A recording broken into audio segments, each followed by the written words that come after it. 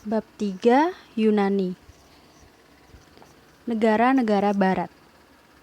Sejarah yang dimulai di timur dekat Near East selama 25 abad terakhir telah berpusat di Eropa. Industri modern dan perdagangan, sistem pemerintahan modern, seni modern, kesusastraan, dan sains adalah ciptaan bangsa-bangsa Eropa selama periode panjang ini. Dalam 400 tahun terakhir, khususnya mereka telah menempati dan menjadi penduduk Amerika dan Australia dan telah menguasai seluruh Asia kecuali China dan Jepang. Menguasai hampir seluruh Afrika dan kepulauan seluruh lautan. Mereka telah membawa masuk ke wilayah-wilayah terpencil ini bahasa, hukum, adat istiadat, dan agama mereka. Hingga saat ini, sebagian besar wilayah dunia mendapat pengaruh bangsa-bangsa Eropa. Keuntungan-keuntungan geografis dinikmati oleh Eropa, sebagian karena nilai penting historisnya. Laut yang hanya menyentuh ujung-ujung terpencil Asia, masuk secara mendalam ke Eropa membentuk sejumlah teluk. Eropa memiliki garis pantai lebih panjang daripada gabungan garis pantai Afrika dan Amerika Selatan. Tidak ada benua lain memiliki peluang besar untuk lalu lintas laut. Lagi, Eropa memiliki banyak sungai yang bisa diarungi untuk jarak jauh. Ciri lain geografi Eropa adalah jumlah dataran rendah yang lebih banyak daripada dataran tinggi. Dimulai di barat dengan bagian selatan Inggris, dataran Eropa membentang melintasi bagian utara Prancis, Belgia dan Belanda, dan bagian utara Jerman, dan membentang ke arah timur ke Rusia. Sekitar 2/3 benua Eropa tidak memiliki batas-batas berimpitan seperti batas-batas di Asia. Pegunungan Alps, walaupun puncaknya berada di wilayah Italia, lerengnya mengarah ke utara, masuk wilayah Jerman. Tidak ada pegunungan tinggi lain kecuali pegunungan Rocky. Memiliki begitu banyak jalur yang mudah dilewati atau menawarkan sedikit rintangan untuk dilintasi. Lebih lanjut, pegunungan Alps di tengah dan tenggara Eropa dipisahkan oleh lembah-lembah yang melintang sehingga membentuk rute-rute komunikasi yang nyaman dari satu wilayah ke wilayah lainnya. Hampir seluruh Eropa terletak di separuh utara North Temperate Zone, yaitu berada di garis lintang yang paling kondusif untuk perkembangan sebuah peradaban tinggi. Tidak ada tempat lain kecuali melampaui lingkaran Arktik, memiliki suhu dingin yang menghambat tubuh dan pikiran, dan tidak ada tempat lain memiliki panas tinggi yang melemahkan energi manusia. Iklim di Eropa menjadi moderat disebabkan oleh aliran Gulf Stream yang sampai ke Kepulauan Inggris dan Skandinavia. Kondisi iklim yang tercipta menjadi lebih nyaman oleh berbagai keadaan. Bagian barat Eropa posisinya terbuka dengan sejumlah laut dari Samudra Atlantik masuk ke daratan jauh ke dalam. Dan dengan rentangan pegunungan lebih tinggi yang membentang ke timur dan barat. Angin barat yang menjadi hangat saat melintasi Gulf Stream berhembus jauh hingga ke wilayah pedalaman Eropa dengan membawa banyak curah hujan.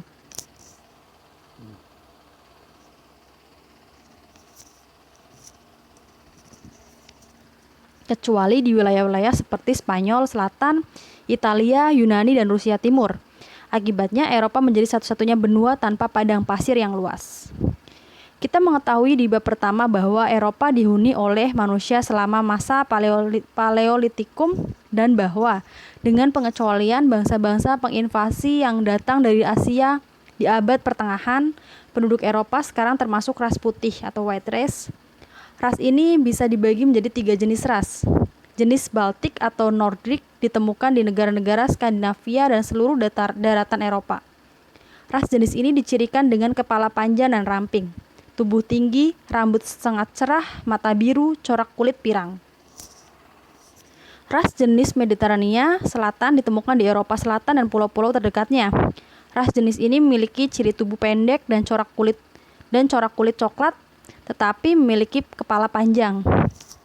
Ras jenis Alpine atau Sentral berada di tengah-tengah antara dua jenis ras yang telah disebutkan di atas dalam hal tinggi badan dan warna kulit, tetapi memiliki kepala lebar tidak seperti ras Baltik dan Mediterania. Masing-masing jenis ras ini terlepas dari campuran satu sama lainnya, masih menempati area benua menurut definisinya, yaitu wilayah Baltik, Mediterania, dan Alpin. Jenis Baltik mungkin muncul di Eropa, di mana ia ditemukan sekarang. Jenis Mediterania dan Alpin dipercaya telah memasuki Eropa di awal zaman Neolitikum, satu dari Afrika Utara, yang lainnya dari Asia. Sekitar 60 bahasa berbeda masih digunakan di Eropa. Di masa kuno ada lebih banyak bahasa. Bangsa Turks di semenanjung Balkan dan bangsa Mongol dan Tatar di Rusia masih memelihara bahasa Asiatik mereka. Demikian juga halnya dengan bangsa Magyar atau Hungaria, Estonia, dan Fin, yang di aspek-aspek lainnya telah terpengaruh Eropa. Bahasa-bahasa penting lainnya yang masih bertahan termasuk dalam keluarga bahasa Indo-Eropa. Pengelompokan ras dan bahasa di Eropa secara kebetulan lebih banyak daripada di wilayah-wilayah lain di dunia. Orang-orang Prancis Utara dalam hal karakter fisik lebih mendekati orang Jerman Utara daripada orang Prancis Selatan. Orang-orang Italia Utara lebih menyerupai orang Jerman Selatan daripada orang Italia Selatan atau Sisilia. Studi tentang peta yang tersedia akan memberi penjelasan lainnya tentang fakta bahwa ras dan bahasa bukanlah istilah-istilah yang dapat ditukar. Rantai pegunungan yang hampir tidak putus yang dibentuk oleh pegunungan Pyrenees dan pegunungan Alps dan pegunungan Balkan secara tajam memisahkan masa daratan Eropa Utara dan Tengah dari bagian selatan Eropa. 25 abad yang lalu Eropa, dikarenakan batas-batas pegunungan ini, belum memasuki cahaya sejarah. Penghuni Eropa yang berbicara dengan bahasa Celtic, Teutonic, Letik, dan Slavik masih barbar. Selama masa kuno ini kita mendengar sedikit tentang mereka, kecuali saat migrasi mereka ke selatan membuat mereka berhubungan dengan bangsa-bangsa Graeco-Latin yang beradab di sepanjang Mediterania. Lembah Mediterania. Mediterania dengan panjang sekitar 2.200 mil dan lebar antara 500 hingga 600 mil adalah lautan paling luas yang dikelilingi daratan.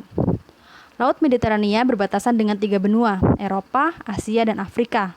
Namun demikian, lembah Mediterania agak terisolasi, terkurung dinding pegunungan di utara dan padang pasir yang hampir tak bisa dilalui di selatan. Iklim di lembah Mediterania antara kondisi tropik dan kondisi sedang di Eropa Tengah dan Utara. Namun demikian, Laut Mediterania memberi pengaruh yang moderat dengan meningkatkan suhu di musim hujan atau musim dingin dan menurunkan suhu di musim kering atau musim panas. Curah hujan secara keseluruhan sangat sedikit, sehingga tanaman-tanaman penting seperti anggur dan zaitun bisa tumbuh subur, karena tanaman ini tahan terhadap kekeringan. Batas utara dan selatan terlihat di peta. Dalam hubungannya dengan iklim dan vegetasi, lembah Mediterania adalah wilayah tunggal yang mencolok, sebuah area terpisah oleh dirinya sendiri. Mediterania sangat cocok untuk perdagangan awal karena bentuknya yang panjang, pantai utara yang terindentasi, dan banyak pulau di dekatnya. Pelaut jarang berlayar jauh dari daratan atau dari pelabuhan-pelabuhan besar. Walaupun badai di Laut Mediterania sangat ganas, badai tersebut biasanya berlangsung singkat dikarenakan selat sempit Gibraltar menutup gelombang besar dari Samudra Atlantik. Terbebas dari gelombang tinggi juga memudahkan navigasi. Keuntungan-keuntungan yang dimiliki Mediterania ini telah menjadikan Mediterania jalur pelayaran sejak zaman lampau oleh pelaut timur menuju barat. Dan berbagai bangsa Eropa sendiri dapat menukar produk-produk mereka dan menyebarkan gagasan dan adat istiadat mereka sepanjang jalur utama bangsa-bangsa ini. Lembah Mediterania dibagi menjadi 2 bagian. Perbatasan di antara 2 bagian ini terbentuk dekat wilayah tengah, di mana Afrika dan Sisilia hampir saling bersentuhan di selat sempit. Bagian barat meliputi selain Sisilia, pulau-pulau besar Sardinia dan Korsika. Di antara kedua pulau ini dan pantai Italia terbentang luas Laut Tirrenia.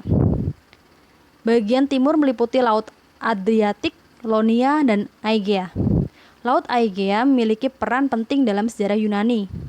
Laut Aegea membentuk perairan yang hampir seluruh dikelilingi daratan. Semenanjung Balkan yang menyempit ke arah Mediterania menjorok ke semenanjung Yunani yang lebih kecil, sehingga membatasi semenanjung Yunani di bagian barat. Di bagian timur, semenanjung Balkan bertemu dengan perbatasan Asia Kecil. Perbatasan selatan terdiri dari rangkaian pulau. Satu-satunya wilayah terbuka ke arah utara ditemukan di Dardanelles, Hellespont kuno, Laut Marmora, dan Bosporus. Kepulauan Aegea adalah kelanjutan dari deretan pegunungan Eropa dan Asia yang masuk ke Mediterania. Pulau-pulau ini memiliki luas yang sangat bervariasi, mulai dari yang kecil adalah Pulau Delos yang memiliki panjang kurang dari 3 mil. Ratusan pulau ini tersebar di Laut Aegea sehingga perairan ini bisa diarungi ke arah mana saja tanpa kehilangan pandangan dan pada daratan. Karena itu, pulau-pulau ini menjadi batu loncatan antara Yunani dan Asia Kecil. Benua Yunani adalah sebuah negara kecil, panjangnya tidak lebih dari 250 mil. Lebar terbesarnya adalah 180 mil. Deretan-deretan pegunungan yang dimulai dari Balkan terpecah menjadi sejumlah lembah dan lembah kecil yang jarang melebar menjadi daratan. Garis pantai hampir tidak teratur. Terdapat banyak tanjung dan teluk-teluk yang melengkung. Tidak ada tempat di Yunani lebih daripada 50 mil dari pegunungan atau lebih daripada 40 mil dari Mediterania. Pantai barat Asia Kecil menyerupai Yunani dalam hal lakukan dalam pemandangan dan iklim sedang. Namun demikian, lembah-lembah sungai dan daratan wilayah ini lebih besar, lebih banyak penduduknya dan lebih subur daripada lembah daratan utama Yunani. Bangsa Aegea. Peradaban pertama yang muncul di Eropa adalah karya-karya berbakat orang-orang Aegea. Mereka termasuk cabang ras putih yang memiliki kepala panjang, tubuh pendek, dan kulit gelap. Jenis ras Mediterania seperti yang terlihat mungkin berasal dari Afrika Utara dan menyebar ke seluruh Mediterania, di mana keturunan-keturunannya masih hidup hingga sekarang. Selama zaman Neolitikum, bangsa Aegea telah menempati kepulauan Aegea, pantai-pantai Yunani, dan bagian barat Asia Kecil. Penggalian modern telah mengungkap pusat-pusat kehidupan beradab hampir setua dengan kehidupan beradab Mesir dan Babilonia. Di awal 3000 sebelum Masehi, bangsa Aegea mulai berhenti menggunakan peralatan batu dan menggantinya dengan peralatan tembaga dan perunggu. Dua logam ini tidak diragukan lagi diperkenalkan oleh bangsa-bangsa Timur Dekat. Zaman tembaga perunggu berlangsung di Aegea selama kira-kira 2000 tahun. Peradaban Aegea pertama kali muncul di Krete dan berkembang baik di sana. Kita bisa memahami mengapa. Krete adalah semacam rumah separuh jalan antara Eropa dan Timur Dekat. Krete hanya beberapa hari berlayar dari mulut Sungai Nil dan pantai-pantai Asia Barat. Pulau Krete akibatnya berada pada posisi untuk menerima dan mendapat keuntungan melalui semua kebudayaan Oriental. Sebaliknya, dari Krete pengaruh kebudayaan menyebar ke seluruh Aegea. Peradaban Aegea menunjukkan beberapa karakteristik mencolok. Orang-orang tinggal di desa dan kota, di mana benteng-benteng milik raja letaknya berada di atas pemukiman penduduk biasa. Monarki seperti di Oriental tidak diragukan lagi, biasanya dipimpin oleh raja yang lalim, yang subjek-subjeknya harus bekerja keras untuk membangun istana dan makam besar. Jika kehidupan sulit dan menyedihkan bagi mereka, tetapi kehidupan cukup menyenangkan bagi para anggota istana yang menempati apartemen mewah, mengenakan pakaian bagus dan perhiasan, dan menikmati pertarungan banteng dan petinju. Kemajuan hebat terjadi di sejumlah ilmu pengetahuan. Para arsitek mendirikan sejumlah istana dari batu persegi dan dipotong-potong dan menyusunnya untuk kenikmatan hidup. Istana Gnosus di Krete bahkan memiliki pipa air ubin, kamar mandi, dan fasilitas-fasilitas mewah lainnya yang dianggap sebagai produk terkini. Lukisan-lukisan dinding luar biasa indah, adegan berburu, landscape, potret laki-laki dan wanita mengundang kekaguman kita. Kostum kaum wanita dengan rok lipat, lengan menggembung, korset yang dipotong pendek, dan tangan yang diselubungi sarung tangan terlihat sangat modern. Seniman Aegea membuat vas porselin dan menghiasnya dengan bentuk-bentuk tanaman dan binatang. Mereka mengukir gading, mengasah batu permata, dan menghias logam. Tidak diragukan lagi bahwa dari seniman Aegea ini orang Yunani mewarisi kejeniusan artistik mereka. Sebuah bentuk catatan tertulis telah diselamatkan. Sejumlah eksplorasi di Krete menunjukkan bahwa penduduk Krete telah melewati dari tulisan gambar ke tulisan bunyi. Istana Gnosus menyimpan beberapa ribu lembaran tanah liat dengan inskripsi dalam sebuah bahasa yang belum terbaca. Sekitar 70 karakter telah digunakan secara umum. Karakter-karakter ini mungkin menunjukkan suku kata dan menunjukkan suatu kemajuan nyata atas skrip Mesir dan Babilonia. Banyak perdagangan eksis di seluruh Mediterania selama masa Aegea. Produk-produk seni Krete atau imitasinya ditemukan hingga jauh ke barat di Italia, Sisilia, Sardinia, dan Spanyol, dan jauh ke timur hingga ke Asia Kecil, Syria, dan Babilonia. Krete juga memiliki hubungan dagang yang dekat dengan Mesir dan Siprus.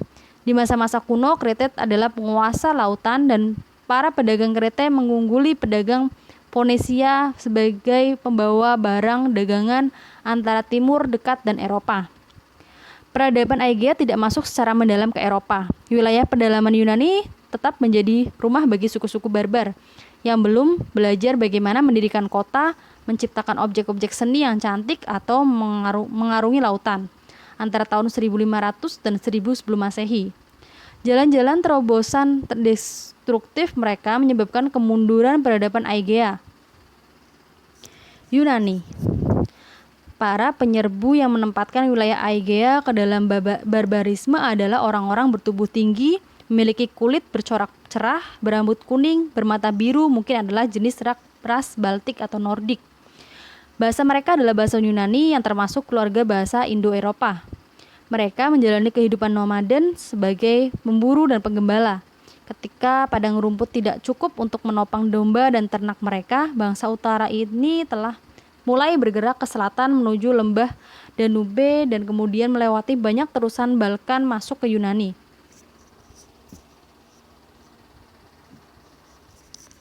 Senjata besi yang mereka miliki tidak diragukan lagi. Mereka memberi mereka keuntungan besar dalam konflik dengan penduduk pribumi yang masih menggunakan senjata perunggu di wilayah ini.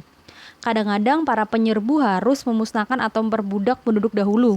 Lebih sering mungkin mereka menetap secara damai di wilayah selatan yang cerah. Para penakluk dan yang ditaklukkan secara perlahan berbaur, sehingga menghasilkan satu bangsa Yunani yang ditemukan di awal masa sejarah. Orang-orang Yunani seperti yang kita sebut sekarang tidak berhenti di batas-batas selatan Yunani. Mereka yang menguasai Krete dan pulau-pulau Aegea lainnya bersama dengan pantai barat Asia Kecil. Pemukiman mereka di Asia Kecil dikenal sebagai Aeolia atau Aeolis, Lonia dan Doris, meniru nama-nama suku Yunani. Seluruh lembah Aegea karena itu menjadi dunia Yunani. Beberapa ratus tahun berlalu antara akhir peradaban Aegea dan awal masa sejarah di dunia Yunani sekitar 750 sebelum Masehi. Periode ini biasanya dikenal sebagai zaman Homerik karena berbagai aspek periode ini direfleksikan di dalam dua sajak epik yang berjudul Iliad dan Odyssey. Iliad menceritakan tentang sebuah ekspedisi Yunani yang dipimpin oleh Agamemnon, Raja Mycenae melawan Troya. Odyssey menceritakan tentang penggambaran pahlawan Yunani, Odysseus, dalam perjalanan pulang dari Troya. Dua epik ini mungkin dibuat di Ionia dan oleh orang-orang Yunani dikaitkan dengan seorang penyair buta bernama Homer. Namun banyak cendekiawan modern menganggap kedua karya tersebut sebagai karya beberapa generasi penyair. Iliad dan Odyssey menunjukkan betapa kasar kebudayaan zaman Homerik jika dibandingkan dengan peradaban Aegea yang digantikannya. Orang-orang Yunani di masa itu belum sepenuhnya meninggalkan kehidupan penggembala. Kekayaan mereka utamanya berupa binatang ternak. Namun demikian, hampir setiap orang bebas memiliki sedikit bidang tanah yang ditanami dengan tanaman biji-bijian dan dirawat untuk kebun anggur. Walaupun besi sekarang digunakan untuk senjata dan peralatan pertanian, perunggu tetap digunakan karena mudah ditemukan dan harganya murah.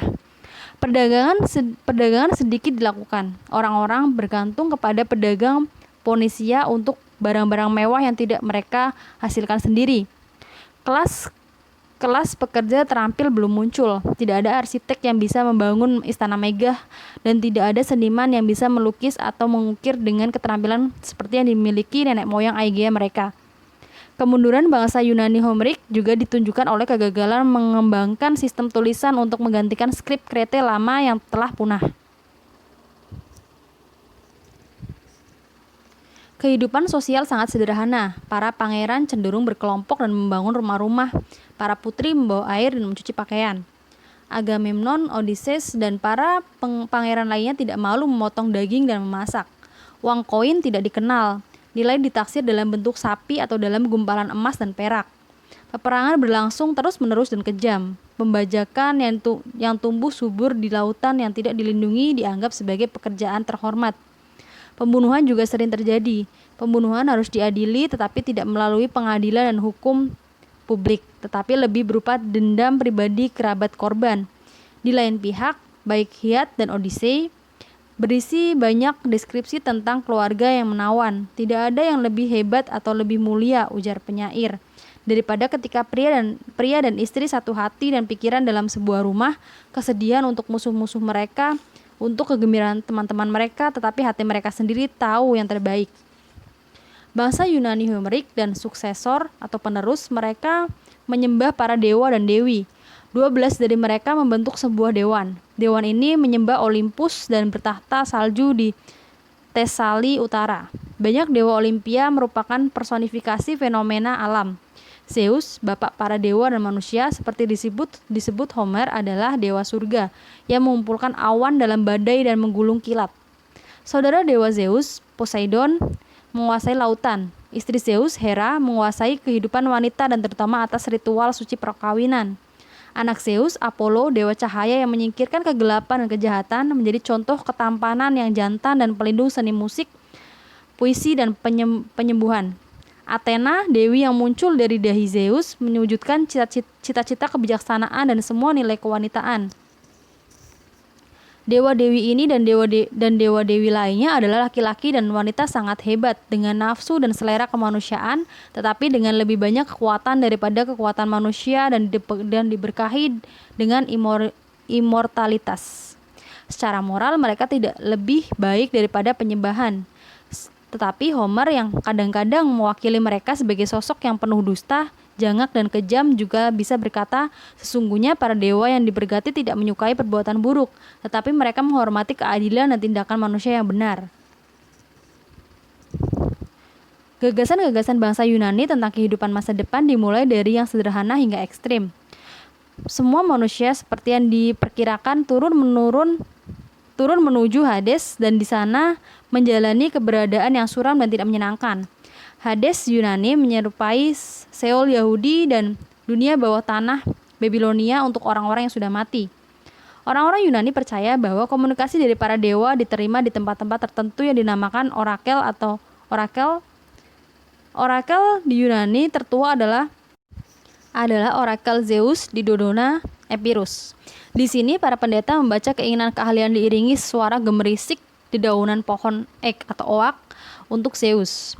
Di Delphi, di Pisces Dea, Apollo dianggap berbicara melalui para nabi. Kata-kata yang ia ucapkan ketika kerasukan diinterpretasikan oleh pendeta yang hadir dan disampaikan kepada yang ingin tahu. Kejayaan orakel Delphi menyebar ke seluruh Yunani dan mencapai negeri-negeri asing. Setiap tahun sejumlah besar orang mengunjungi Delphi. Para negarawan ingin mengetahui nasib skema politik mereka. Para duta besar dikirim oleh raja dan beberapa kota untuk meminta nasihat mengenai masalah perdamaian dan perang. Dan para penjajah mencari petunjuk mengenai negara terbaik yang harus ditaklukkan. Orakel bertahan selama hampir 1000 tahun. Orakel masih dihormati di akhir abad ke-4 Masehi, ketika Kaisar Roma setelah memeluk Kristen menutupnya untuk selamanya. Orang-orang Yunani memiliki kesenangan berolahraga. Festival olahraga paling terkenal adalah festival olahraga untuk menghormati dewa Zeus di Olympia, Elis. Festival olahraga Olympia berlangsung setiap 4 tahun di pertengahan musim panas. Genjatan senjata suci diproklamirkan selama sebulan penuh sehingga ribuan penonton dari setiap bagian Yunani bisa pergi melihat festival ini dengan aman. Tidak seorang pun yang tidak memiliki darah Yunani dan tidak seorang penjahat pun boleh berlomba di festival olahraga ini. Pesta olahraga ini berlangsung selama 5 hari, dimulai dengan lomba lari. Ada lomba lari jangka pendek menempuh lintasan stadion, lari 1/4 mil, dan juga lomba lari menempuh jarak yang lebih jauh, mungkin 2 atau 3 mil. Kemudian diikuti sebuah lomba yang terdiri dari 5 cabang olahraga atau pentathlon. Lompat jauh, lempar cakram, lempar lembing, lari, dan gulat. Lomba lainnya adalah tinju, berkuda, dan balap kereta. Pesta olahraga Olympia memiliki karakter religius karena penampilan kekuatan manusia jantan dianggap sebagai pemandangan paling menyenangkan bagi para dewa. Atlet pemenang menerima rangkaian jahitan liar di Olympia. Tetapi di tempat kelahirannya dia diberi hadiah dan penghormatan oleh penduduk. Ribuan pengunjung ke pesta olahraga membuat pesta olahraga ini menjadi seperti pekan raya besar di mana para pedagang mendirikan toko dan para penukar uang menyediakan meja-meja mereka. Para penyair menuliskan kalimat-kalimat mereka di hadapan ribu penonton dan para seniman menampilkan karya-karya agung mereka. Para pembawa berita membacakan peristiwa-peristiwa yang baru saja terjadi di kota-kota Yunani agar peristiwa tersebut segera diketahui secara luas. Para orator berbicara tentang subjek-subjek yang menjadi daya tarik umum, sehingga penghapusan pesta olahraga ini bersama dengan Orakel Delphi, pesta olahraga Olimpia telah melakukan banyak hal untuk menjaga rasa persaudaraan di antara komunitas-komunitas Yunani. Bahasa Yunani membentuk ikatan kuat yang menyatukan bangsa Yunani, di mana-mana mereka menggunakan bahasa-bahasa yang indah dan ekspresif yang masih digunakan dalam bentuk yang dimodifikasi di bibir jutaan orang di Yunani modern. Kesusastraan Yunani juga mempersatukan bangsa. Iliad dan Odyssey dibaca di setiap desa dan kota Yunani selama berabad-abad. Iliad dan Odyssey menjadi buku teks utama di sekolah-sekolah. Seorang filsuf Athena menyebut Homer sebagai pendidik bangsa Yunani. Agama menjadi pemersatu bangsa juga, karena semua orang Yunani menyembah dewa-dewa Olimpia yang sama, mengunjungi orakel di Delphi dan Dodona, dan menghadiri pesta olahraga Olimpia. Bahasa, kesusastraan, dan agama yang sama merupakan ikatan pemersatu bangsa alami. Mereka tidak menimbulkan unifikasi politik dunia Yunani. Kota negara Yunani. Kota Yunani tumbuh di sekitar bukit pengungsian atau Akropolis. Orang-orang pergi menyelamatkan diri ke bukit ini saat terancam bahaya. Di bukit ini dibangun sebuah benteng dan kuil-kuil dewa. Tidak jauh dari bukit ini ada pasar di mana penduduk melakukan bisnis, mengadakan pertemuan, dan melakukan hubungan sosial. Gedung-gedung paling cantik di kota biasanya adalah kuil dan bangunan-bangunan publik lainnya. Rumah-rumah pribadi sebagian besar tampilannya tidak menarik, sering hanya satu lantai dan ditutup dengan atap yang rata. Dinilai dengan standar modern, kota Yunani memiliki ukuran kecil. Athena di masa kejayaannya memiliki penduduk sekitar 1/4 juta orang. Thebes, Argos, dan Korinth, kota terbesar selanjutnya mungkin memiliki penduduk antara 50.000 hingga 100.000. Sparta mungkin memiliki penduduk kurang dari 50.000 orang. Angka-angka ini mencakup semua kelas populasi, citizen, budak, dan warga asing. Kota meliputi tidak hanya wilayah di dalam dinding-dindingnya, tapi juga di distrik sekitarnya, di mana banyak penduduk atau citizen tinggal. Menjadi independen dan mengatur diri sendiri, kota semacam ini biasanya disebut kota negara. Seperti sebuah negara modern, kita bisa mendeklarasikan perang, mengatur perjanjian, dan bersekutu dengan tetangganya. Penduduk sangat erat berhubungan. Mereka yakin bahwa mereka berasal dari nenek moyang yang sama dan mereka menyembah dewa dan pahlawan yang sama yang memberi mereka perlindungan. Ikatan-ikatan berdasarkan kekerabatan dan agama ini menjadikan citizenship atau kewarganegaraan sebuah hak istimewa yang hanya bisa dinikmati orang karena kelahirannya, dan hak ini hilang jika ia pindah kota ke negara lain. Di tempat lain, ia hanya orang asing tanpa hak-hak hukum orang tanpa negara. Kota negara independen yang berasal dari masa lalu muncul di timur dekat yang akhirnya digabung menjadi kerajaan dan kekaisaran di bawah satu pemerintahan. Hal yang sama tidak pernah terjadi di dunia Yunani. Deretan pegunungan dan lautan yang dalam membagi Yunani menjadi distrik-distrik kecil yang mudah dipertahankan, menjadikan Yunani sebagai kota negara yang tidak mungkin ditaklukkan dan bisa mempertahankan wilayah jajahannya dalam kurun waktu yang lama.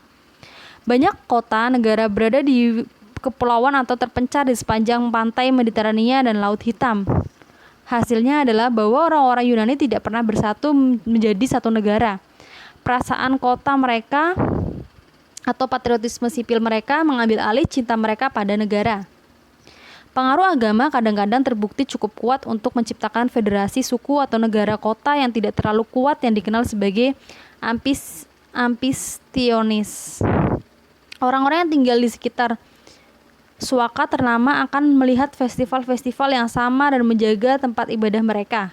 Salah satu kesatuan lokal ini muncul di sebuah pulau kecil bernama Delos, tempat kelahiran dewa Apollo. Tempat lain yang menciptakan kesatuan lokal bisa dilihat di Delphic Ampistioni. Tempat ini memiliki 12 suku dan kota di Yunani Tengah dan Tesali.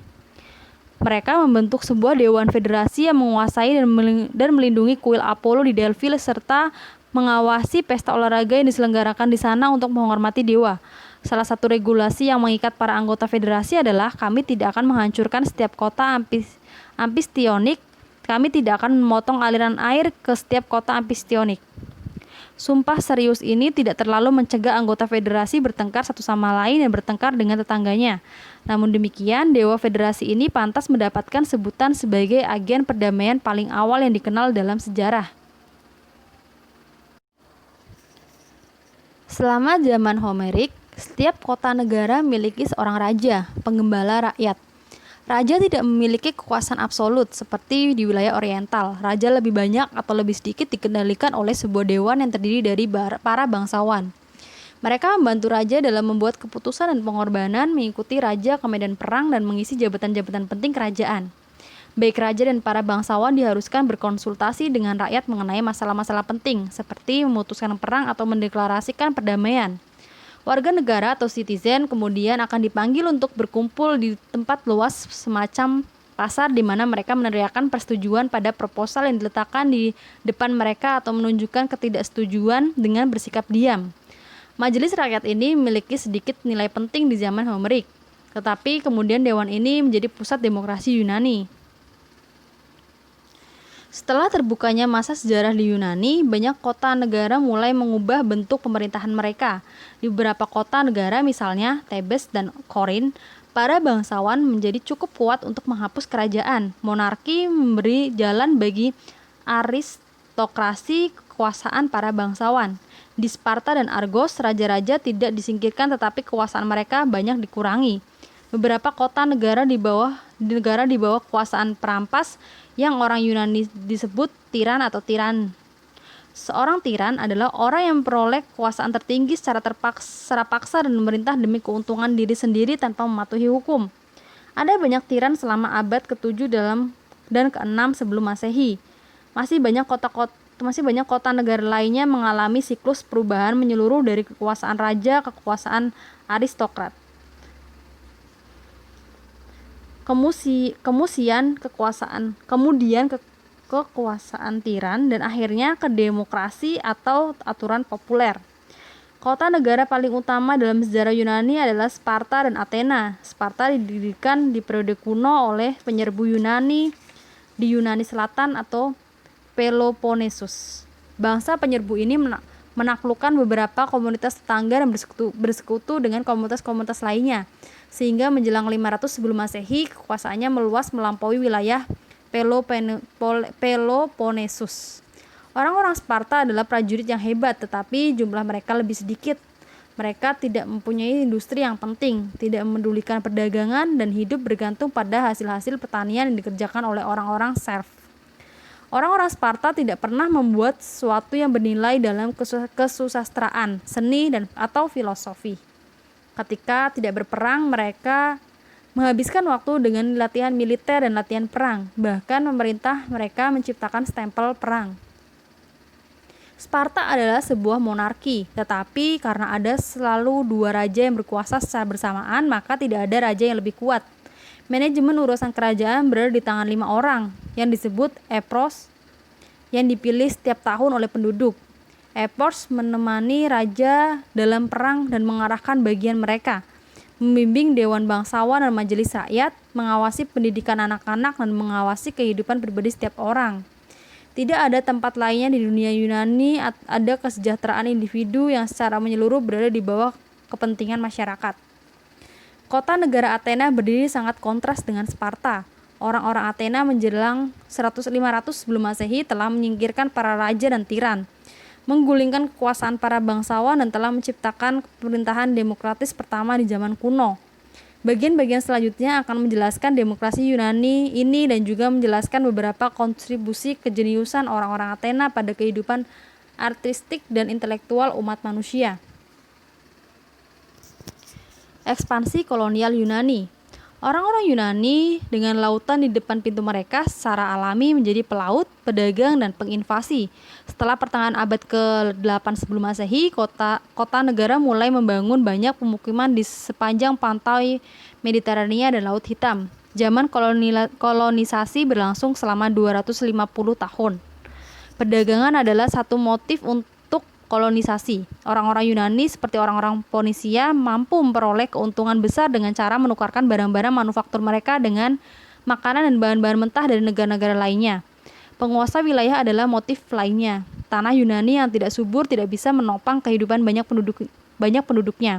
Dan ketika populasi meningkat, emigrasi menawarkan satu-satunya cara untuk memperingan tekanan. Motif ketiga adalah perselisihan politik dan sosial.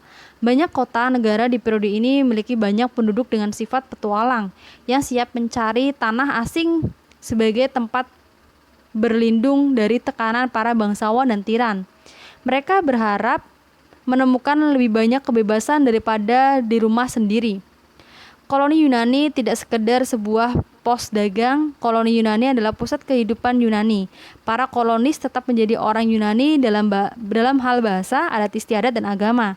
Mereka menyebut diri mereka orang-orang yang jauh dari rumah. Kota-kota di Yunani dan wilayah kolonial saling berdagang dan dalam keadaan bahaya saling membantu. Api suci yang dibawa dari perapian publik komunitas lama ke pemukiman baru membentuk simbol ikatan erat yang menyatukan mereka bersama.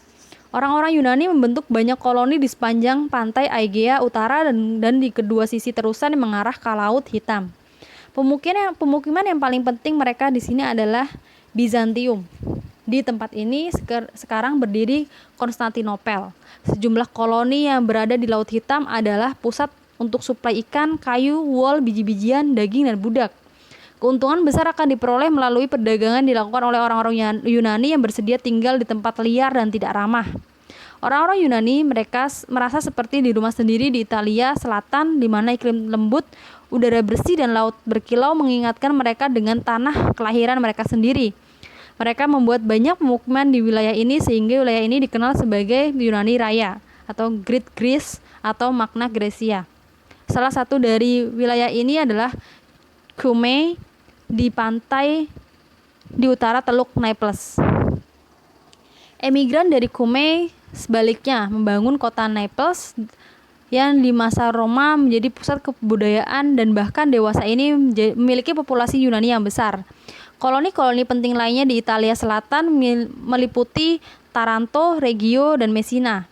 Koloni paling penting di Sisilia adalah Syracuse yang dibangun oleh Korin. Orang-orang Yunani tidak bisa menguasai seluruh Sisilia dikarenakan perlawanan dari bangsa Kartaginia yang menguasai sebagian besar wilayah besar Sisilia. Yunani juga dihadang oleh bangsa Kartaginia dalam menancapkan kekuasaan di Korsika dan Sardinia dan di pantai Spanyol. Kota Marseilles atau Massilia di mulut Sungai Rhone adalah pemukiman utama Yunani di bagian Mediterania. Dua koloni di sudut tenggara Mediterania adalah Cyrene sebelah barat Mesir dan Naukratis di delta Sungai Nil. Dari sekarang dan seterusnya banyak pengelola Yunani mengunjungi Mesir untuk melihat keajaiban negara tua aneh ini. Koloni-koloni Yunani juga didirikan di Siprus dan sepanjang pantai selatan Asia Kecil. Ekspansi kolonial Yunani membentuk salah satu dari gerakan-gerakan paling penting dalam sejarah kuno, karena gerakan ini menyebarkan kebudayaan Yunani ke banyak negara untuk membedakan diri mereka dari orang-orang asing atau barbar di sekitar mereka. Orang-orang Yunani mulai menamai diri mereka dengan nama-nama umum Hellas, nama negara mereka meliputi semua wilayah yang dikuasai oleh orang-orang Helenik. Karena itu, kehidupan orang-orang Yunani tidak lagi terbatas di dalam batas-batas sempit Aegea. Dimanapun muncul sebuah kota Yunani, ada sebuah adegan tentang sejarah Yunani. Perang Persia 499 sampai 479 sebelum Masehi. Pembentukan kekaisaran Persia merupakan reaksi terhadap dunia Yunani. Cyrus Agung, Raja Persia pertama menghancurkan kerajaan Lydia, kemudian menguasai kota-kota Yunani di Asia Kecil. Anaknya, Kambises berhasil menaklukkan Siprus dan kemudian berhasil menguasai Mesir. Setelah itu ia menguasai Siren dan koloni-koloni Yunani lainnya di Afrika. Seluruh pantai timur Mediterania berhasil dikuasai oleh negara Persia yang kuat dan agresif. Naiknya Darius Agung ke tahta Persia hanya meningkatkan bahaya yang membayangi dunia Yunani. Darius ingin mengamankan kekuasaannya di barat laut dengan memperluas wilayah hingga ke sungai Danube yang akan menjadi pembatas yang mengagumkan.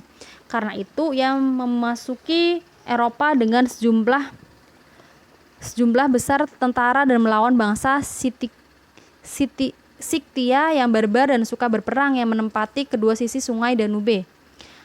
Usaha yang dilakukan Darius meraih kesuksesan besar, bahkan orang-orang Scythia takut mendengar nama Raja Persia. Setelah Darius kembali ke Asia, para letnanya berhasil menaklukkan pemukiman Yunani di pantai utara Dardanelles dan Bosporus, bersama dengan suku-suku liar di Thrace dan Macedonia. Kekaisaran Persia sekarang meliputi sebagian besar semenanjung Balkan hingga Yunani. Tidak lama setelah ekspedisi Darius ke Eropa, kota-kota Ionia di Asia kecil memberontak melawan Persia. Orang-orang Ionia meminta pertolongan pada Sparta, negara militer utama Yunani. Orang-orang Sparta menolak ambil bagian dalam perang, tetapi orang-orang Athena yang menyadari bahaya dari gerak maju Persia membantu orang-orang Ionia dengan kapal dan prajurit. Pasukan gabungan ini berhasil menguasai dan menghancurkan Sardis, ibu kota Lydia. Bangsa-bangsa Yunani Asia lainnya sekarang bergabung dengan Ionia dan bahkan Thrace melepaskan diri dari Persia. Keberhasilan ini hanya bersifat sementara. Kota-kota yang memberontak tidak bisa menahan serangan Persia. Satu demi satu kota-kota tersebut kembali jatuh ke tangan Raja Agung. Ketenangan tidak segera tercipta di Asia kecil karena Darius ingin mempertegas supremasi Persia di semenanjung Balkan dan menghukum Athena karena membantu pemberontakan Ionia. Sejumlah besar pasukan dipimpin oleh Mardonius, menantu monarki Persia, segera menaklukkan kembali Thrace dan menerima penyerahan di Macedonia. Namun demikian, Mardonius tidak bisa melanjutkan misinya lebih jauh karena armada Persia padanya pasukan Mardonius menggantungkan perbekalan hancur di Tanjung Gunung Athos. Kegagalan parsial ekspedisi Persia pertama ini hanya mendorong Darius untuk mengerahkan armada baru lagi. 2 tahun kemudian, armada lain yang membawa 20.000 prajurit berlayar dari Ionia menuju Yunani. Datis dan Artaphernes memimpin Persia, berlayar lurus melintasi Aegea dan mendarat di dataran Marathon 26 mil dari Athena. Situasi di Athena terlihat sangat putus asa. Mereka hanya memiliki 10.000 prajurit yang akan menghadapi musuh yang jumlahnya 2 kali lipat. Orang-orang Sparta berjanji memberi dukungan tetapi menunda mengirim pasukan di saat kritis. Namun demikian, orang-orang Athena memutuskan untuk menyerang. Jenderal hebat mereka, Miltiades, percaya bahwa pasukan Persia, walaupun jumlahnya lebih banyak, tidak sepadan dengan pasukan Yunani yang bersenjata berat. Kabar dari medan pertempuran Marathon membuktikan dirinya benar. Pasukan Athena melintasi dataran Marathon dengan langkah cepat dan dalam menghadapi hujan anak panah, mereka berhasil mendesak pasukan Persia kembali ke kapal mereka. Datis dan Artaphernes kemudian berlayar pulang dengan dendam yang belum terlampiaskan. 10 tahun setelah peristiwa di Marathon, kata seorang sejarawan Yunani, Persia kembali menyerbu dengan jumlah pasukan luar biasa besar untuk memperbudak Yunani. Darius sekarang sudah mati, tetapi anaknya Xerxes telah memutuskan untuk menuntaskan tugas ayahnya. Sejumlah besar perbekalan dikumpulkan Selat Dardanelles yang dijembatani dengan banyak kapal dan Tanjung Gunung Athos di mana armada sebelumnya mengalami kehancuran telah ditembus dengan sebuah kanal. Sebuah pasukan diperkirakan lebih dari 100.000 prajurit dikumpulkan dari semua bagian wilayah kekuasaan Raja Agung. Jelas ia ingin menghancurkan Yunani dengan pasukan besar. Xerxes tidak harus menyerang persatuan Yunani. Beberapa negara Yunani menyerah tanpa berperang. Ketika para pembawa berita Persia menuntut tanah dan air, simbol wajib penyerahan diri. Beberapa negara lainnya tetap netral sepanjang pertempuran. Tetapi Athena dan Sparta dengan sekutu-sekutu mereka tetap bersatu untuk melawan Persia hingga akhir. Di awal tahun 480 sebelum Masehi, pasukan Persia bergerak keluar dari Sardis, menyeberangi Dardanelles dan terus bergerak maju hingga ke terusan Thermopylae yang merupakan pintu masuk Yunani Tengah. Posisi ini salah satu kekuasaan alam besar dipertahankan oleh beberapa ribu prajurit Yunani di bawah Raja Sparta Leonidas. Xerxes selama 2 hari menghempaskan pasukan terbaiknya melawan para pembela Thermopylae, namun Xerxes mendapati bahwa pasukan besarnya tidak mampu mengalahkan pasukan yang jumlahnya lebih sedikit di terusan sempit tersebut. Tidak ada yang menceritakan berapa lama pasukan Yunani bisa mempertahankan terusan Thermopylae jika pasukan Persia tidak menemukan jalan melintasi pegunungan di belakang terusan Thermopylae. Leonidas dan pasukannya sekarang diserang dari depan dan dari belakang. Xerxes akhirnya menguasai terusan Thermopylae setelah mengalahkan pembela Thermopylae yang heroik. Beberapa tahun kemudian sebuah momen untuk mengenang mereka dibangun di medan pertempuran. Monumen itu memiliki tulisan orang asing beritahu orang-orang Sparta bahwa kami berbaring di sini untuk mematuhi perintah mereka. Pasukan Persia selanjutnya bergerak cepat melalui Yunani Tengah menuju Athena, tetapi mendapati kota itu telah dikosongkan.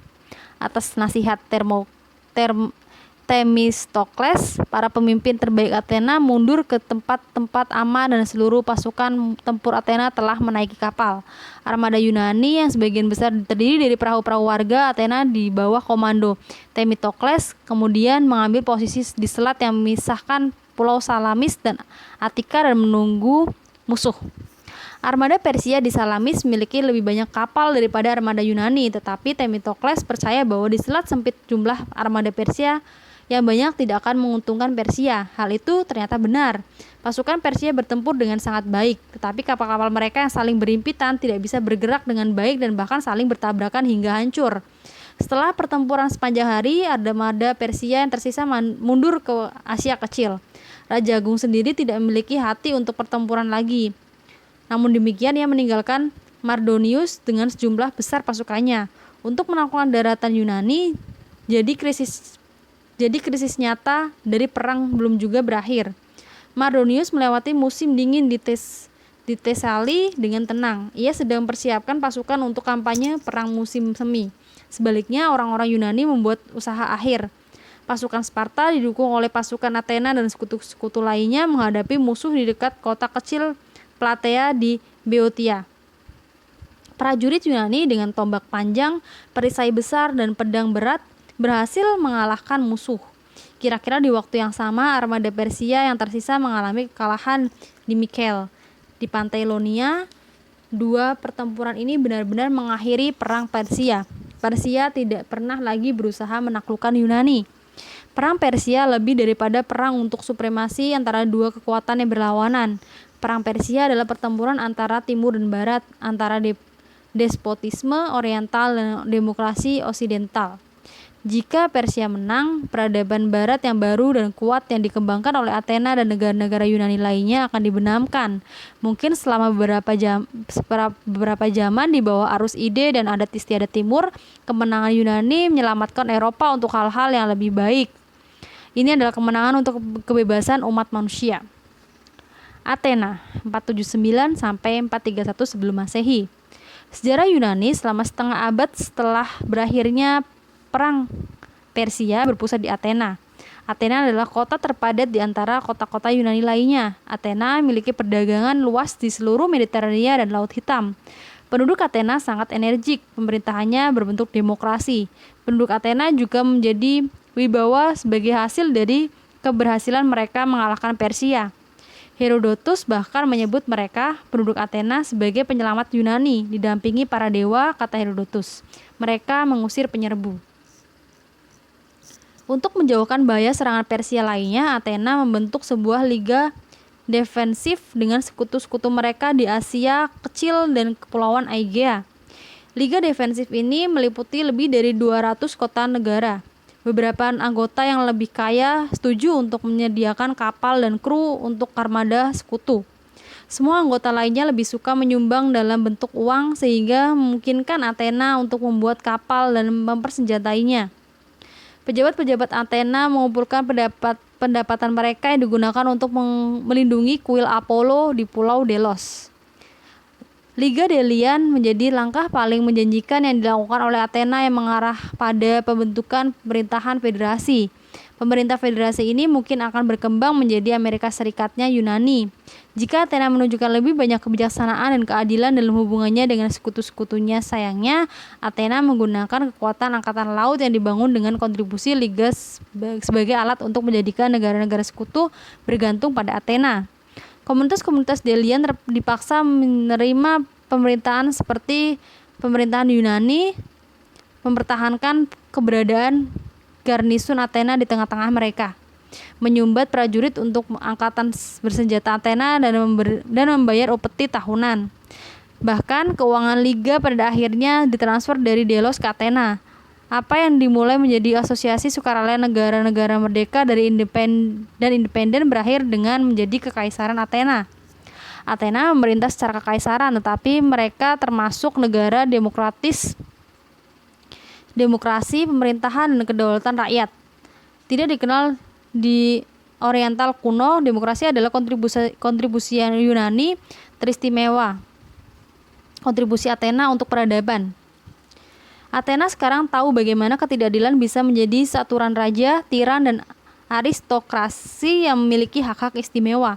Sebaliknya, mereka mencoba mengusahakan setiap penduduk bebas, apakah kaya atau miskin, apakah bangsawan atau orang biasa, kesempatan memiliki jabatan untuk bekerja di pengadilan dan untuk berpartisipasi dalam pembuatan undang-undang. Pusat demokrasi Athena adalah majelis rakyat. Semua penduduk yang telah mencapai usia 21 tahun adalah anggota majelis rakyat. Jumlah anggota majelis rakyat saat pertemuan jarang melebihi 5.000 orang dikarenakan banyak penduduk Athena tinggal di luar dinding di distrik Attika. Majelis rakyat bertemu setiap 8 atau 9 hari di lereng sebuah bukit yang bernama Phoenix. Setelah mendengar sejumlah pidato, rakyat mulai memberikan suaranya, biasanya dengan menunjukkan tangan di atas kitab undang-undang diletakkan di hadapan mereka. Dengan cara ini, mereka menyelesaikan semua pertanyaan tentang perang dan perdamaian, mengirim ekspedisi militer atau angkatan laut, memberi sanksi atau pengeluaran publik, dan melakukan kendali atas kontrol umum atas masalah-masalah di Athena. Demokrasi mencapai kejayaan di Athena kuno. Rakyat memerintah dan mereka memerintah secara langsung. Setiap penduduk bisa berperan aktif dalam politik. Pemerintahan semacam ini bisa berjalan dengan baik di kota negara yang kecil. Ini terbukti menjadi kurang berhasil dalam manajemen kekaisaran. Komunitas-komunitas yang tunduk pada Liga Delian tidak diwakili di Athena. Mereka tidak memiliki seorang pun yang berbicara untuk mereka di majelis rakyat atau di hadapan pengadilan. Karena itu, kepentingan mereka selalu dikalahkan oleh kepentingan Athena. Kita melihat ketiadaan sistem perwakilan yang sama di Roma kuno, setelah kota Roma menjadi penguasa lembah Mediterania. Tetapi bahkan di Athena, demokrasi adalah aturan kelas atau golongan. Tidak semua orang bebas, misalkan tidak ada budak, adalah warga negara atau citizen. Hukum melarang status penduduk untuk orang-orang bebas yang merupakan anak dari ayah Athena atau dirinya adalah seorang penduduk dan ibunya seorang Athena juga. Akibatnya ribuan pedagang dan tukang batu atau tukang kayu asing yang tinggal di Athena tidak bisa ambil bagian dalam pemerintahan. Sikap dengki terhadap orang asing ini berbeda dengan kebijakan liberal negara-negara modern dalam menaturalisasi imigran. Athena memiliki banyak artisan atau tukang batu atau tukang kayu. Tugas harian mereka memaksa mereka tidak memiliki kesempatan untuk terlibat dalam permainan politik yang menarik. Rata-rata upah yang mereka terima sangat rendah, meskipun makanan murah dan kebutuhan rumah dan pakaian sederhana tetap saja sulit bagi pekerja kota untuk merawat tubuh dan jiwa sekaligus. Di luar Athena, hidup para petani yang ladang kecilnya menghasilkan buah zaitun, anggur, dan buah ara yang dinikmati oleh penduduk Attika. Ada juga ribuan budak di Athena seperti di beberapa kota negara lainnya di Yunani. Jumlah mereka begitu besar dan tenaga mereka begitu murah sehingga kita berpikir mereka bisa menggantikan mesin modern. Para budak sebagian besar bekerja di perkebunan besar yang dimiliki orang-orang kaya. Budak lainnya bekerja di pertambangan dan bekerja sebagai pendayung di kapal. Sistem perbudakan memudahkan martabat pekerja bebas dan cenderung mencegah bangkitnya penduduk miskin ke posisi yang lebih baik. Di Yunani seperti di Oriental, perbudakan melemparkan sebuah sebuah hawar atas kehidupan industrial. Kota Athena selama periode ini menjadi pusat perdagangan Yunani, ekspor anggur, minyak zaitun, gerabah, peralatan logam, dan benda-benda seni dikirim dari Piraeus, pelabuhan Athena, ke setiap bagian dunia Yunani, impor dari wilayah Laut Hitam, Thrace, Asia Kecil, Mesir, Sisilia, dan Italia meliputi komoditas-komoditas seperti garam, ikan kering, wol, kayu, kulit binatang, dan yang paling penting sejumlah besar gandum. Seperti Inggris modern, Athena bisa memberi makan semua penduduknya hanya dengan membawa masuk makanan dari luar negeri. Kebudayaan Athena. Kekayaan yang Athena peroleh dari perdagangan dan industri bersamaan dengan upeti yang dibayar oleh Liga Delian membuat orang-orang Athena bisa menghias kota Athena dengan banyak patung dan bangunan. Sebagian besar monumen indah dibangun di Akropolis. Akses ke bukit batu curam ini melalui pintu gerbang besar atau propylea yang dibangun menyerupai bagian depan sebuah kuil dengan pilar dan pedimen. Tidak jauh dari propylea berdiri sebuah patung besar Dewi Athena yang terbuat dari perunggu oleh pematung Phidias. Di bagian puncak Akropolis berdiri dua kuil. Kuil yang lebih kecil dinamakan nama Erechteus, seorang raja Athena legendaris. Kuil yang lebih besar didedikasikan untuk Virgin Athena atau Athena Parthenos. Kuil ini menyimpan patung emas dan patung gading dewi yang melindungi Athena. Patung-patung ini juga dibuat oleh Phidias.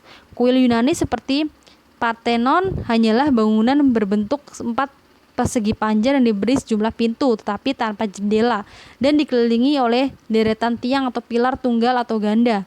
Kuil tidak digunakan sebagai tempat pertemuan para pemuja tetapi hanya sebagai suaka untuk dewa.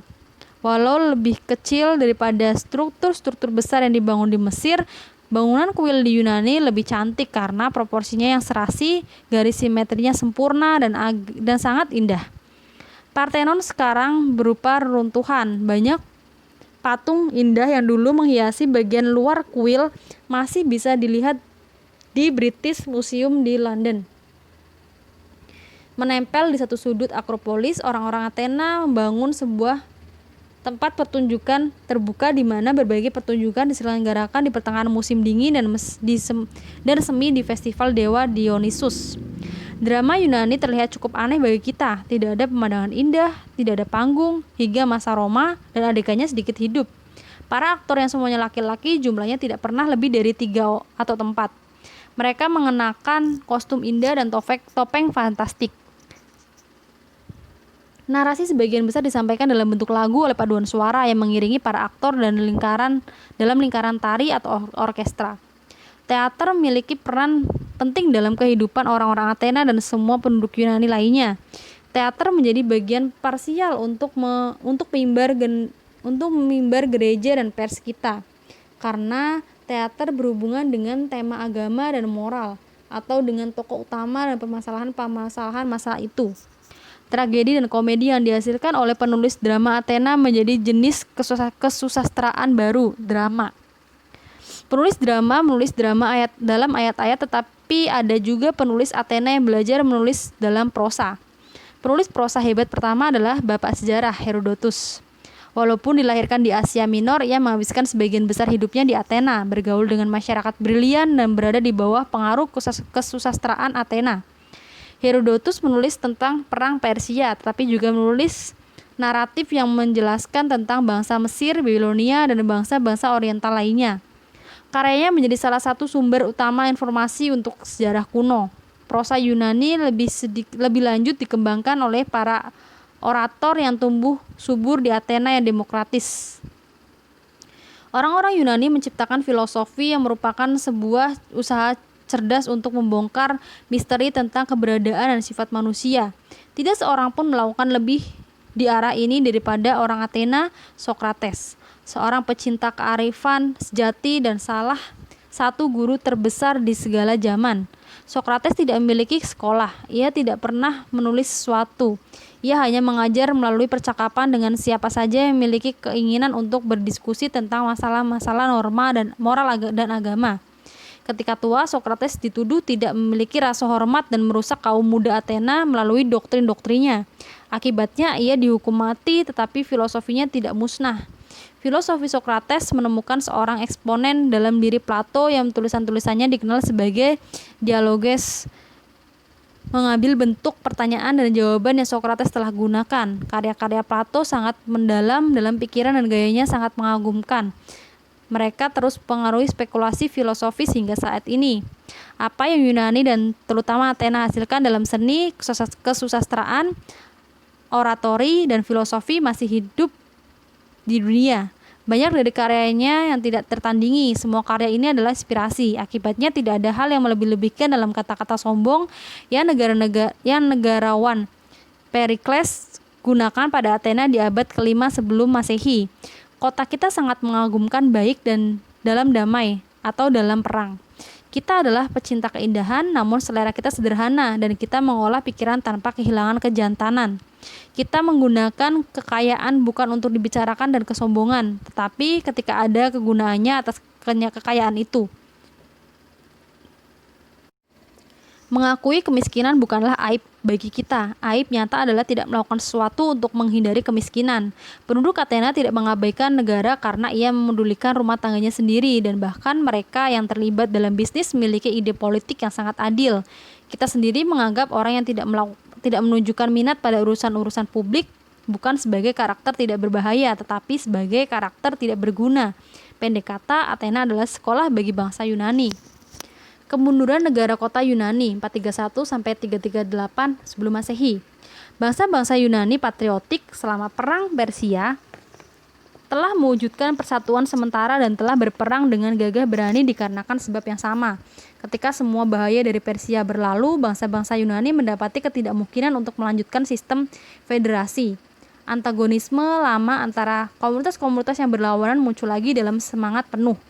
Orang-orang Yunani yang persatuan darah, bahasa, agama, dan adat istiadat seharusnya telah mempersatukan mereka menjadi satu bangsa.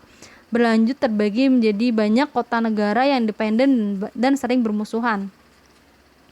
Sejarah Yunani setelah perang Persia adalah sebuah catatan tentang konflik yang hampir tiada akhir. Di tahun 431 sebelum Masehi, perang Peloponesian yang ganas dan melelahkan perang pecah antara Athena dan Sparta dengan sekutu-sekutu mereka. Setelah 10 tahun berperang tanpa hasil pasti, kedua pihak menjadi lemah dan akhirnya berdamai. Athena bukannya menghemat sumber dayanya untuk pertempuran lain dengan Sparta, kemudian mencoba menaklukkan Syrakusae, kota Yunani terbesar di Sisilia. Kegagalan ekspedisi di Sisilia sangat memperlemah Athena sehingga Sparta merasa terdorong untuk memulai perang Peloponesian. Kali ini dengan bantuan keuangan dari Persia yang selalu siap membantu bangsa-bangsa Yunani untuk saling berperang. Perang Peloponesian berakhir di 404 sebelum Masehi dengan kemenangan penuh Sparta. Kota Sparta memainkan peran kekaisaran selama beberapa tahun, hingga aturan militer yang keras memancing Thebes untuk memberontak. Dengan mengalahkan Sparta, Thebes menjadi kekuatan utama di Yunani. Namun demikian, Athena dan Sparta bersatu melawan dominasi Thebes, dan ini menyulut perang di medan pertempuran. Menjelang pertengahan abad keempat sebelum Masehi, terlihat jelas bahwa tidak ada kota negara tunggal yang cukup kuat atau cukup bijaksana untuk memerintah Yunani.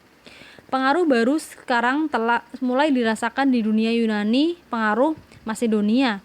Orang-orang Masedonia adalah bagian dari para penyerbu utara yang telah memasuki semenanjung Balkan sebelum masa sejarah. Mereka adalah bangsa Yunani dalam darah dan bahasa, tetapi kurang beradab daripada kerabat mereka di Yunani Tengah dan Selatan. Namun demikian, Masedonia menjadi sebuah negara teritorial di bawah penguasa tunggal. Ia sangat berbeda dengan kota-kota negara bangsa-bangsa Yunani lainnya yang tidak bisa bersatu. Philip II, salah satu orang kuno paling hebat, menjadi raja Masedonia di 359 sebelum Masehi. Ia bukan orang asing bagi Yunani. Sebagian masa mudanya dihabiskan sebagai sandera di Thebes, di mana ia belajar seni perang karena Yunani telah menyempurnakan seni perang dan juga mendapat wawasan tentang politik Yunani. Kondisi Yunani yang tercerai-berai memberi Philip kesempatan untuk menempatkan Masedonia di posisi supremasi yang tidak pernah dikuasai Athena, Sparta atau Thebes dalam waktu lama. Ia memegang kesempatan ini. Philip membentuk angkatan bersenjata permanen yang terdiri dari prajurit profesional dan meningkatkan metode pertempuran mereka.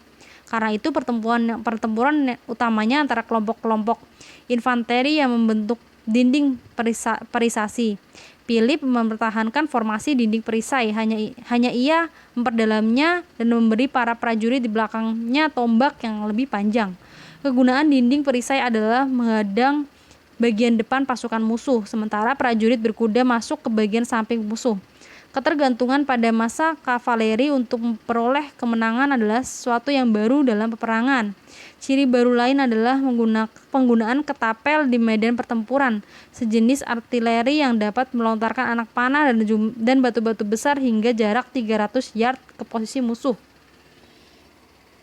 Semua persenjataan berbeda yang bekerja bersamaan ini menjadi mesin perang yang sangat berat di dunia kuno hingga masa-masa Legiun Roma. Philip memimpin angkatan bersenjata yang hebat. Ia memerintah dengan kekuasaan absolut di wilayah yang lebih luas daripada kota negara manapun saja.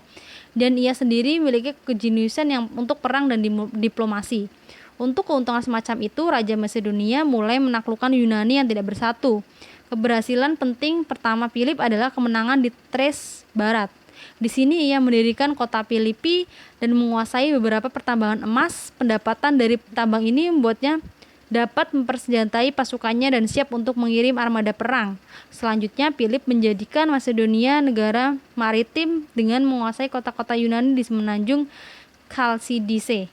Ia juga muncul di Tesali, menguasai benteng-benteng utama dan memperluas wilayah Macedonia jauh ke selatan hingga keterusan Thermopylae. Penaklukan Philip menimbulkan perasaan campur aduk di Athena, Thebes, dan Sparta. Ia mempunyai banyak teman berpengaruh di kota-kota ini, sejumlah agen bayaran, tetapi lainnya adalah orang-orang jujur yang membantu kepemimpinan Macedonia sebagai satu-satunya cara untuk mempersatukan Yunani. Mereka yang melawan Philip menemukan perwakilan terkemuka mereka pada diri orator ternama Athena, Demosthenes. Imajinasi patriotiknya dipicu oleh tindakan-tindakan besar orang-orang Yunani. Mereka pernah capai melawan Persia. Ia mencintai Athena dengan kesetiaan tinggi dan ia mendorong Athena harus menjadi pemimpin Yunani di perang kemerdekaan kedua. Permintaan Demosthenes mendapatkan sedikit respon hingga Philip memasuki Asia Tengah. Athena, Thebes, dan beberapa negara Peloponnesian kemudian membentuk sekutu defensif melawan Philip. Pertempuran menentukan terjadi di Chaeronea, Boeotia, di mana di medan fatal ini tentara Macedonia yang terlatih yang baik dan dipimpin oleh ahli-ahli perang mengalahkan tentara Yunani. Kemenangan ini membuat Philip menguasai semua negara Yunani kecuali Sparta yang masih memiliki kemerdekaannya. Ini adalah kemenangan monarki absolut atas persemakmuran yang memerintah sendiri dengan bebas.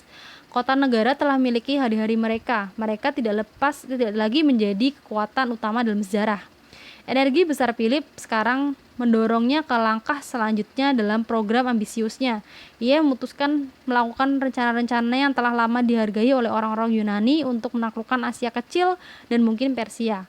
Kongres negara-negara Yunani yang diselenggarakan di Korin memutuskan untuk memberi bantuan kapal dan tentara kepada angkatan bersenjata Yunani Macedonia di bawah komando Philip. Kurang dari 2 tahun setelah peristiwa Chaeronea, Philip dibunuh oleh seorang pembunuh dan kekuasaannya diberikan kepada anak laki-lakinya, Alexander Agung, dan penaklukan Persia 336 sampai 323 sebelum Masehi.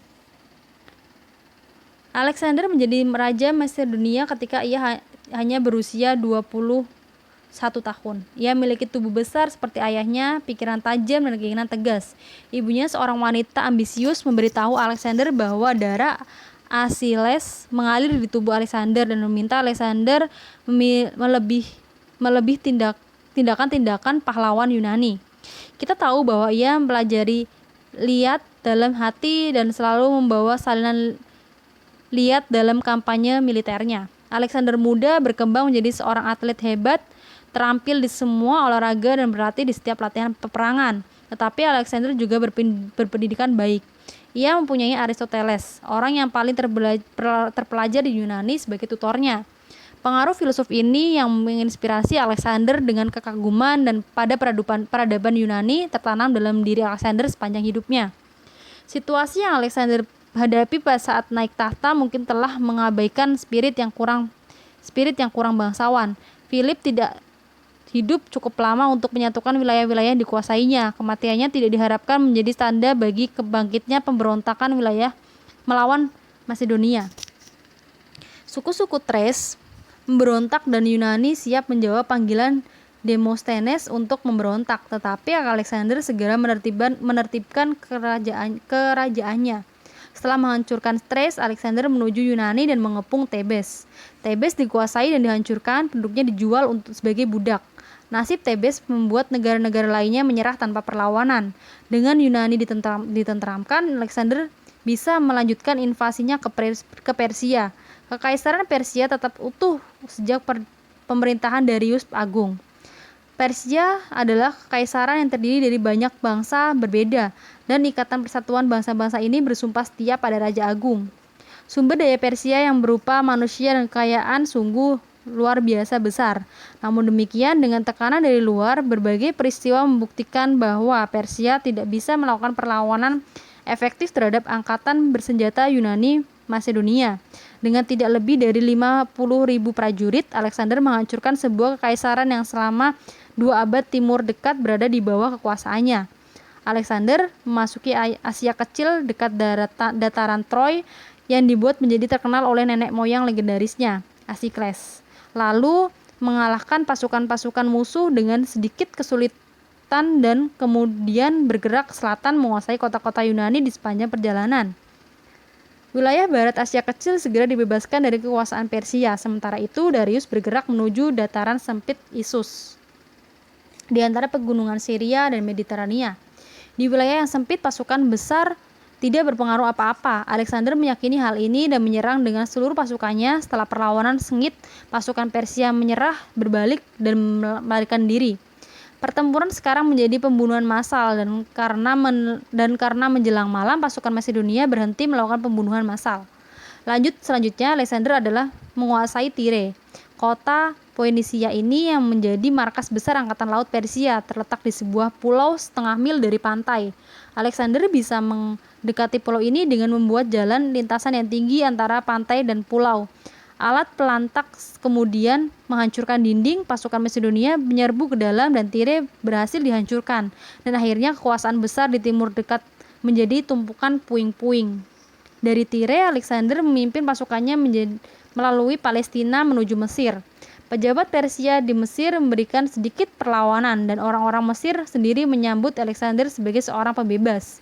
Ia masuki Memphis dalam kemenangan dan kemudian berlayar menyusuri Nil menuju muara barat Nil. Di sini ia membangun kota Alexandria, menggantikan Tyre sebagai kota perdagangan.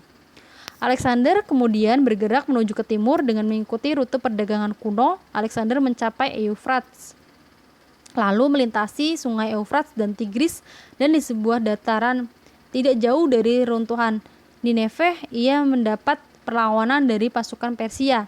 Darius berada di posisi yang bagus dan berharap bisa menyatukan musuhnya dengan pasukan besarnya. Tetapi tidak ada yang bisa menghentikan serangan pasukan Macedonia. Sekali lagi Darius melarikan diri dan sekali lagi pasukan Persia ditinggalkan oleh rajanya yang mencari keselamatan dalam pelarian yang memalukan. Pertempuran Arbela menentukan nasib kekaisaran Persia. Alexander hanya perlu mengumpulkan buah dari kemenangannya. Babylon menyerah padanya tanpa peperangan. Susa dengan kekayaannya yang lebih luar biasa jatuh ke tangan Alexander. Persepolis, ibu kota Persia lama, menyerah dalam pedang terhunus pasukan Macedonia. Darius sendiri saat mundur ke pegunungan di timur dibunuh oleh orang-orangnya sendiri. Macedonia sekarang menguasai seluruh wilayah Persia kecuali Iran dan India. Kedua wilayah ini dihuni oleh suku-suku yang suka berperang yang sangat jauh berbeda dari orang Persia yang banci. Alexander mungkin telah merasa puas meninggalkan wilayah-wilayah ini tanpa terganggu. Tetapi Alexander tidak pernah bisa beristirahat sementara masih ada wilayah atau negara yang harus ditaklukkan. Perjalanan panjang dan banyak pertempuran diperlukan untuk menundukkan suku-suku di sekitar Kaspia dan penghuni negara-negara yang sekarang dikenal sebagai Afghanistan dan Turkistan Rusia. Melintasi hadangan tinggi pegunungan Hindu Kush, Alexander memimpin pasukan masuk ke lembah Indus dan dengan cepat menguasai barat Laut India. Ia kemudian menekan maju untuk menaklukkan lembah Ganges, tetapi pasukan menolak untuk bergerak lebih jauh. Alexander adalah seorang petualang. Ia tidak lagi kembali melalui jalanan yang dilewati saat datang. Ia membangun sebuah armada di Indus dan armada ini menyusuri sungai menuju muaranya. Laksamananya Nearchus ditugasi dengan armadanya untuk mengeksplorasi Samudra Hindia dan menemukan jika mungkin rute laut antara India dan Timur Dekat. Alexander sendiri memimpin pasukannya melakukan perjalanan panjang dan melewati padang pasir menuju Babylon. Kota itu sekarang menjadi ibu kota kekaisarannya. Tapi kekuasaan Alexander hampir berakhir di 323 sebelum Masehi saat merencanakan ekspedisi melawan Arab, Carthage dan negara-negara Italia. Ia tiba-tiba sakit dan meninggal. Ia baru berusia 33 tahun. Alexander adalah salah satu dari pemimpin-pemimpin hebat di zaman kuno. Jika ia tidak hebat, karirnya tidak akan begitu besar dalam sejarah. Faktanya adalah bahwa selama 11 tahun berkekuasaan Alexander telah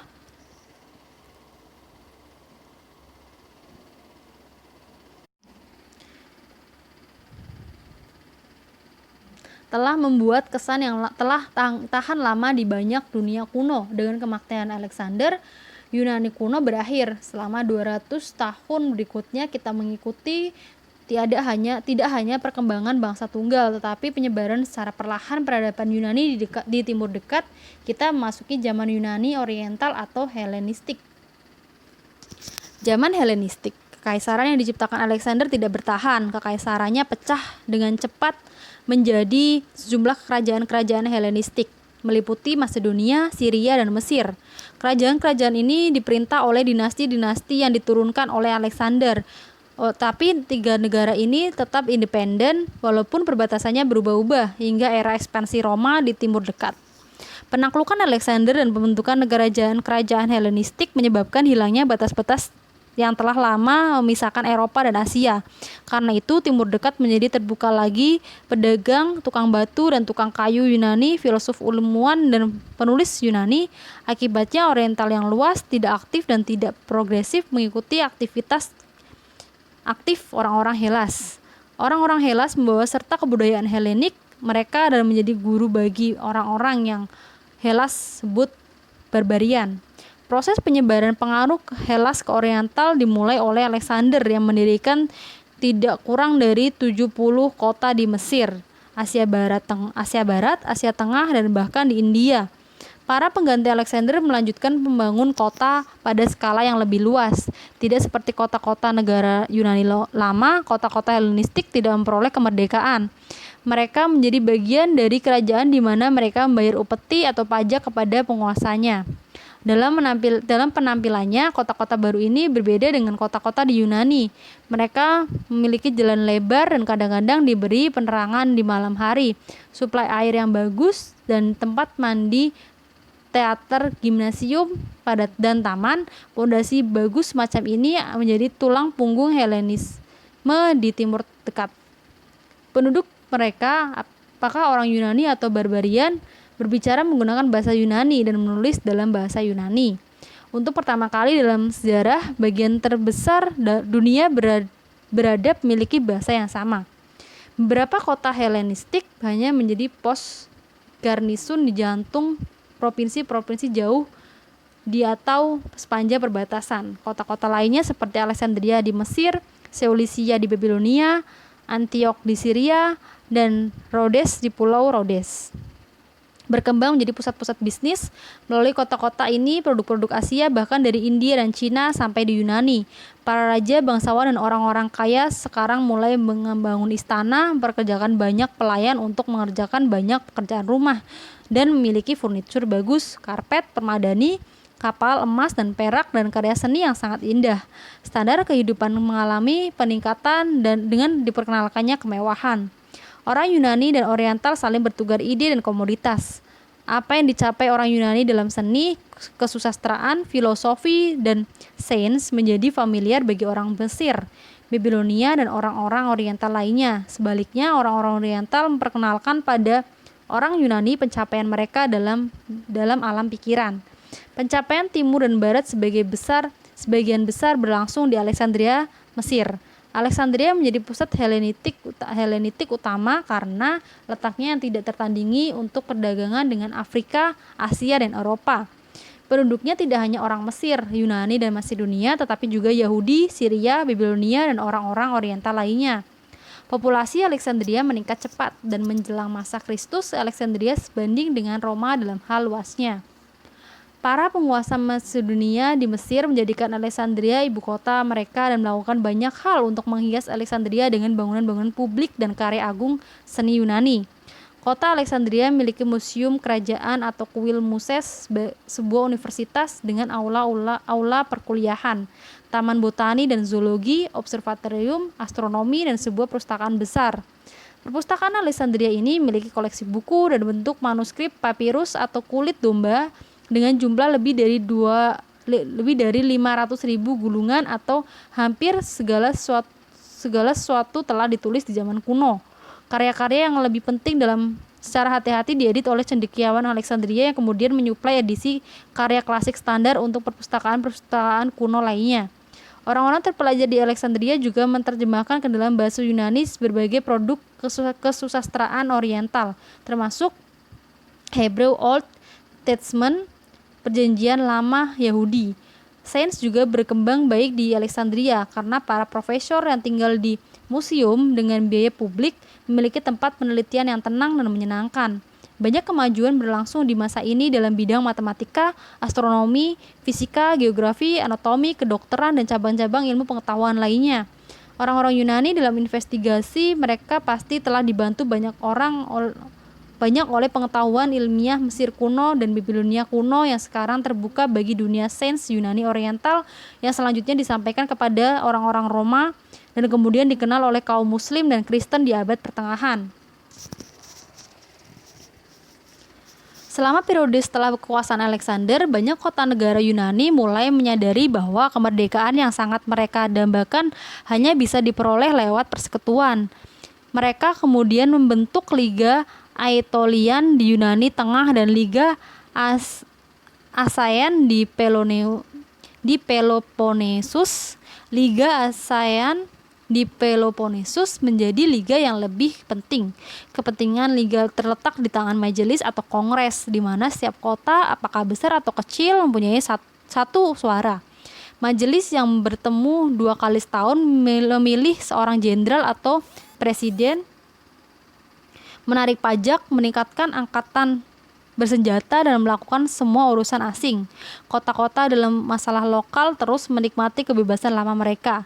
Organisasi ini menunjukkan bahwa Liga ASEAN lebih daripada sekedar persekutuan kota negara. Organisasi ini membentuk federasi murni pertama yang dunia pernah lihat, dan teladanya berulang kali dikutip oleh negarawan Amerika yang membantu membuat konstitusi. Tetapi usaha untuk menyatukan Yunani datang terlalu terlambat. Sparta menolak menjadi anggota Liga ASEAN dan Athena gagal bergabung dengan Liga Aetolian. Tanpa dua negara kuat ini, asosiasi tidak bisa meraih keberhasilan yang bertahan lama. Orang-orang Yunani yang imigrasi ke Mesir dan Asia Barat kehilangan kewarganegaraan di Athena, Sparta, dan Tebes dan menjadi subjek bangsa Ptolemy atau Seleucid. Mereka menghentikan prasangka lokal yang telah lama memisahkan mereka dan menjadi kosmopolitan atau penduduk dunia. Mereka kehilangan perasaan antagonis lama terhadap orang-orang Yunani. Karena itu perbedaan antara orang Yunani dan barbarian secara bertahap hilang dan umat Yunani menjadi lebih dipersatukan dengan simpati dan aspirasi. Dunia Yunani Oriental yang berupa kota negara, federasi, dan kerajaan di sekitar Mediterania Timur sekarang berhubungan dengan kekuatan besar yang sedang bangkit di Mediterania Barat, Roma.